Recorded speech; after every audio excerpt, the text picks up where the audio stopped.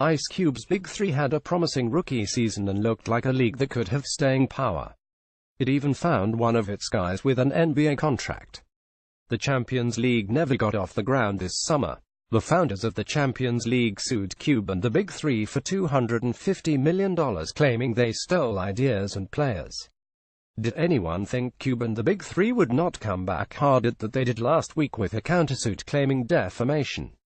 TMZ has the details. In docs filed by Mark Geragos, Big3 says the Champions League posted a statement on its website that was a bald-faced lie.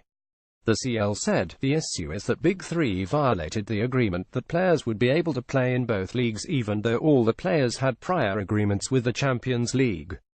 Big3 says there was never any agreement between the two leagues and no Big3 player was barred from honoring commitments to the Champions League.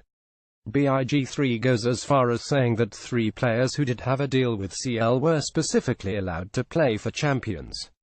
What's more, Big3 says the head of the Champions League is a serial con artist, fraudster and Ponzi schemer who blames his failures on others. Well, that's direct. Not pulling the punches, are they? The onus falls on the Champions League to prove its allegations, and that will be challenging. More than likely this all gets tossed at some point. What I expect will happen is we will see next summer is a bigger and better Big 3 with a few more big names attached. This case will be long forgotten. Elgin Baylor may be one of the most underrated Hall of Famers out there. He's a career 27.4 points and 13.5 rebounds a game, but more than that, he was a guy playing above the rim long before Dr. J made that trendy. Baylor was a 10-time All-NBA player and, don't take my word for it, listen to Kobe Bryant talk Baylor. Happy 83rd birthday Baylor. And we are just talking his playing career here. We will not discuss the Donald Sterling's lackey GM years. The Golden State Warriors won the NBA Finals 41, winning the first 2 games by 22 and 19 points, and for the series outscoring the Cavaliers by 6.7 points per 100 possessions. The Warriors were the better team. Cleveland's Richard Jefferson thinks the finals were closer than you do. Jefferson went on the Bill Simmons podcast at The Ringer and talked about the finals hat tip NBC Sports Bay Area. Fans don't fully grasp it. We lose 41, right? We didn't play great. But KD hits that huge shot. Kyle Korver, who is one of the great shooters in the history of basketball, he has a good look, it doesn't drop. That's part of it. And then KD hits a tough shot over LeBron on a dribble up. That close. You win the next game and it's 22. People don't understand 41, they killed you. It's like, dude, it's literally one shot here, one shot there. If it's 22, you go there, it's game 5. There's zero chance, very similar to the year before, we do not lose on our home court in a game 6 situation, Jefferson said. Now you go game 7, anything can happen. Jefferson is talking about the dramatic end of game 3 in Cleveland. Kevin Durant knocked down a pull-up jumper over LeBron James to put the Warriors up by 1 with 47 seconds left, a shot that made him the finals MVP favorite. Kyle Korver later had a clean look at a shot he makes 7 or 8 times out of 10, but missed this one. It's a make-or-miss league, and the Warriors hit their shots and got the win.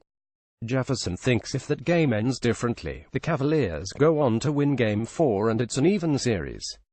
Would the Warriors have played with more urgency in game 4 if they had lost game 3? Maybe. Cleveland may have as well. This is a flash-like case of multiple timelines that become impossible to predict and control. The bottom line is predicting what would have happened in game 4, or, as Jefferson does, game 6, based on game 3 is a leap I'm not comfortable with. Bottom line, the Warriors were the better team. They earned the ring, and likely would have no matter what happened in game 3.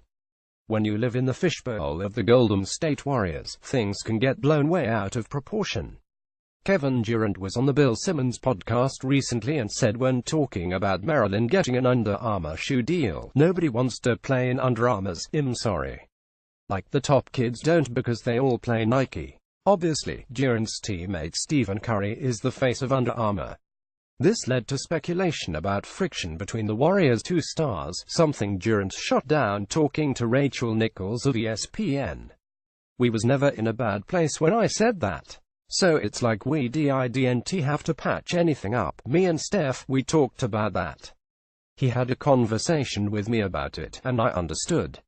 We moved on. Everybody trying to figure out a way to break us up, so they gonna use that too. Curry said he called Durant up and had a talk about perception and how Under Armour has evolved. He also said there was never an issue. Teams, even the most successful, popular teams, love the us against the world narrative. They thrive on it. So KD can slam his teammates' shoes then say what beef, you guys are just trying to break us up with a straight face. The reality is the Warriors are under the NBA's biggest magnifying glass, and everything they say and do will be dissected and debated. Everyone wants to inject a little more drama into the NBA season because, as Jeff Van Gundy said, if they stay healthy the Warriors are going to run away with another title.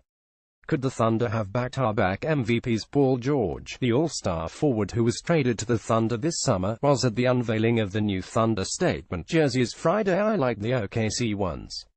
While there he spoke to NBA TV and was asked about the MVP.